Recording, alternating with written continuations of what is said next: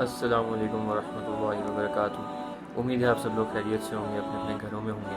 آج ہم لوگ بات کریں گے ماں کی عظمت کے اوپر کہ دین اسلام میں ماں کا کیا مرتبہ ہے۔ ایک حدیث سے شروع کروں گا، ویسے بھی رمضان ہے۔ ایک دفعہ آپ صلی اللہ علیہ وسلم کے قریب تشریف فرما ہوئے تو ممبر کے اوپر انہوں نے پہلا قدم رکھا اور فرمایا آمین، پھر دوسری قدم رکھا اور پھر فرمایا آمین، پھر تیسری سیڑھی پہ قدم رکھا اور پھر فرمایا آمین۔ تو صحابہ رضی اللہ عنہم بڑے حیران ہوئے کہ یہ آپ نے کیا آج عمل کیا ہے، ویسے تو کبھی نہیں کیا۔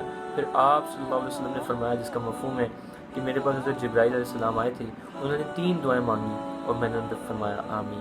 انہوں نے پہلی دعائیں مانگی کہ ہلاک ہو جائے وہ شخص جس کو رمضان ملے اور وہ اپنی مغفرت نہ کروا سکے، میں نے فرمایا آمین۔ پھر انہوں نے دعا کی کہ ہلاک ہو جائے وہ شخص جس کے والدین بڑھاپے میں ہوں اور وہ ان کی خدمت کر کے اپنی مغفرت نہ کروا لے، میں نے فرمایا آمین۔ پھر انہوں نے دعا کی ہلاک ہو جائے وہ شخص کہ میرا ذکر آئے اور وہ مجھ پر درود نہ پڑے، تو میں نے فرمایا آمین۔ جس شخص کے والدین بڑھاپے میں اس کو ملے اور وہ ان کی خدمت کر کے مغفرت نہ کروا سکے۔ تو ایک دفعہ حضرت موسیٰ علیہ السلام نے اللہ تعالیٰ سے دریافت کیا کہ یا اللہ جنت میں میرے ساتھ کون ہوگا؟ تو اللہ تعالیٰ نے فرمایا کہ اے موسیٰ ایک کسائی ہے، وہ جنت میں تمہارے ساتھ ہو۔ موسیٰ علیہ السلام بڑا حیران ہوئے کہ میں اللہ کا نبی اور وہ ایک کسائی، وہ جنت میں میرے ساتھ، ایسے کیسے؟ حضرت موسیٰ علیہ السلام چل دیے اس کسائی کے پاس، دیکھا تو وہ کسائی جو ہے وہ گوشت ووشت کاٹ رہا ہے، اس میں سے کچھ گوشت اس کسائی نے جو ہے الگ کر لیا۔ پھر حضرت موسیٰ علیہ السلام نے جو ہے ان سے جو ہے مہمان بننے کی اجازت چاہی، وہ اپنے ساتھ گھر میں لے گیا کسائی۔ وہاں جا کے اس نے جو گوشت کے ٹکڑے الگ کیے ہوئے تھے دھویا، صاف کیا، اس کو پکا کے ایک بوڑھی عورت تھی وہاں پہ دوسرے کمرے میں، تو اس کے پاس لے جا کے اس کو جو ہے اپنے ہاتھوں سے لقمہ بنا کے جو ہے اس بوڑھیا کو کھلایا۔ وہ بڑی بوڑھی تھی، بڑے سہارے سے مشکل سے اس بیچاری کو اٹھایا، اس کو کھلایا۔ پھر کھلا کے کوئی اگر لقمہ ذرا نیچے سے گر جائے، منہ پہ کچھ لگ جائے تو وہ اپنے ہاتھوں سے صاف کیا۔ اچھا پھر وہ بڑھیا کسائی کے کان میں کچھ کہتی تھی، پھر وہ مسکراتا تھا۔ پھر حضرت موسیٰ علیہ السلام نے پوچھا کہ یہ عورت کون ہے اور یہ اس نے تمہارے کان میں کیا کہا؟ بولا کہ یہ عورت میری ماں ہے، کہ مجھے دعا دیتی ہے کہ اللہ تعالیٰ جنت میں تجھے حضرت موسیٰ علیہ السلام کے ساتھ رکھے، کیونکہ وہ اس وقت کے نبی تھے۔ تو یہ سن کر میں مسکرا دیتا ہوں۔ ماں کی عظمت ایسے، جب حضرت موسیٰ علیہ السلام، جب ان کی ماں کا انتقال ہو گیا تو حضرت موسیٰ علیہ السلام جایا کرتے تھے، کلیم اللہ تھے، طور پر جاتے تھے، ذرا پہاڑی ہے، مشکل ہے، اللہ تعالیٰ نے کیا فرمانا ہے، موسیٰ سنبھل کر آنا، اب پیچھے سے دعائیں کرنے والی نہیں رہی۔ اندازہ ہی نہیں ہے کہ ماں کتنی بڑی دولت ہے۔ یہ تو ہم ان لوگوں سے پوچھیں جن کے پاس نہیں ہے، جن کی چلی گئی، تو پھر ہمیں اندازہ ہوگا کہ ماں کتنی بڑی نعمت ہے۔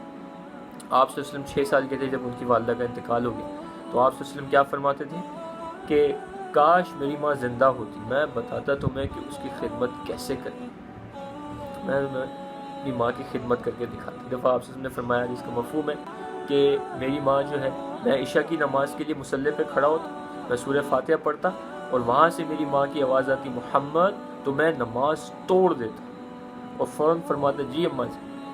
یہ وہ جو سرکار دو عالم ہیں، وجہ کائنات ہیں، وہ ان کے جذبات اور ان کی اپنی ماں کو لے کے کیفیت۔ تو آپ سوچیں کہ ماں کتنی بڑی دولت ہے۔ آج ہمیں اندازہ ہی، 2 والدین 5-6 بچوں کو بھی آرام سے پال لیتے ہیں، لیکن بعد میں جب وہ والدین بوڑھے ہوتے ہیں تو 5-6 بچے مل کے بھی 2 والدین کو نہیں سنبھال پاتے۔ کتنی دکھ کی بات ہے۔ کیا ہے، دین ہی نہیں ہے، ہمیں پتہ ہی نہیں کیا کرنا، دین کی کمی اتنی ہے زندگیوں میں، تو کیسے ہم والدین کی خدمت کریں گے؟ ہم اپنے کھلونوں سے نکلیں گے تو والدین کی خدمت کریں۔ ایک حدیث پاک ہے جس کا مفہوم ہے کہ جو شخص اپنے والدین کو مسکرا کر دیکھے، محبت کی نگاہ سے دیکھے، اللہ تعالیٰ اس کو مقبول حج کا ثواب دیتے ہیں۔ ایک روایت میں تو مقبول حج اور عمرے کا ثواب دیتے ہیں۔ حج کتنا مہنگا ہے، کتنا خرچہ ہوتا ہے، کتنا وقت لگتا ہے۔ ہمارا ایک دوست تھا، تو اب پوچھتے رہتے تھے دوستوں سے کہ بھئی تم نے کبھی عمرہ کیا ہے، تم کبھی حج پہ گئے؟ تو ایک دوست تھا جس ایک دفعہ میں نے اس سے پوچھا، میں نے کہا تم نے کبھی عمرہ کیا ہے؟ کہتا تھا میں تو روز عمرہ کرتا ہوں۔ تو مجھے فوراً وہ حدیث یاد آ گئی، یہ والی۔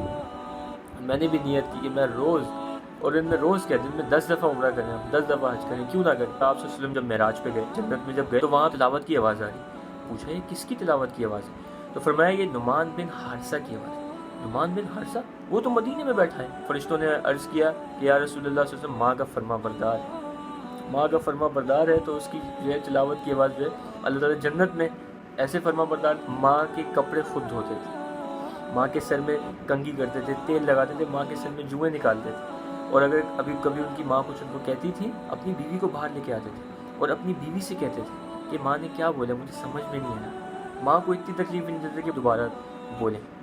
میرے نبی صلی اللہ علیہ وسلم نے فرمایا کہ تمہارا باپ تمہارے لیے جنت کا سب سے بڑا دروازہ ہے، اگر تم باپ کو ناراض کر کے مر گئے تو جنت کا دروازہ تمہارے لیے نہیں کھلے گا۔ یہ باپ کی اہمیت ہے۔ آپ صلی اللہ علیہ وسلم نے ایک دفعہ فرمایا، عمر میرے بعد ایک آدمی آئے گا، وہ کرن کا ہوگا، اس کا نام اویس ہوگا، اس سے اپنے لیے دعا کروانا۔ علی تم بھی، عمر تم بھی۔ تو عمر نے فرمایا یا رسول اللہ کیوں؟ اس نے ماں کی ایسی خدمت کی ہے کہ جب بھی ہاتھ اٹھاتا ہے اللہ تعالیٰ اس کے ہاتھ خالی نہیں لوٹاتا، ایسی ماں کی خدمت کی۔ تو حج کے موقع پر حضرت عمر نے سب کو اکٹھا کر لیا، سارے حاجیوں کو۔ فرمایا کہ سارے حاجی بیٹھ جائیں، یمن والے کھڑے رہیں۔ فرمایا کہ سارے یمن والے بیٹھ جائیں، کرن والے کھڑے رہیں۔ ایک آدمی کھڑا رہا، پوچھا کہ تم کرنی ہو؟ انہوں نے کہا جی ہاں۔ پوچھا کہ اویس کو جانتے ہو؟ بولا جی میرا کزن ہے، لیکن وہ تو تھوڑا پاگل سا ہے، آپ کیوں پوچھ رہے ہیں؟ عمر رضی اللہ عنہ نے فرمایا وہ نہیں، تو پاگل ہے، کدھر ہے؟ تو عرض کیا کہ وہ اونٹ چرانے گیا عرفات کی طرف۔ عمر رضی اللہ عنہ فوراً علی رضی اللہ عنہ کو لے کے وہاں پہنچے۔ اویس کرنی رحمۃ اللہ علیہ نماز پڑھ رہے ہیں درخت کے نیچے، اونٹ چڑھ رہا ہے۔ تو انہوں نے دیکھ لیا کہ بھئی دو آدمی آ کے بیٹھ گئے، تو نماز انہوں نے شارٹ کر دی۔ سلام پھیر کے ان سے بات کی، پوچھا بھئی کون ہو؟ کہا جی مزدور ہوں۔ پوچھا بھئی تمہارا نام کیا ہے؟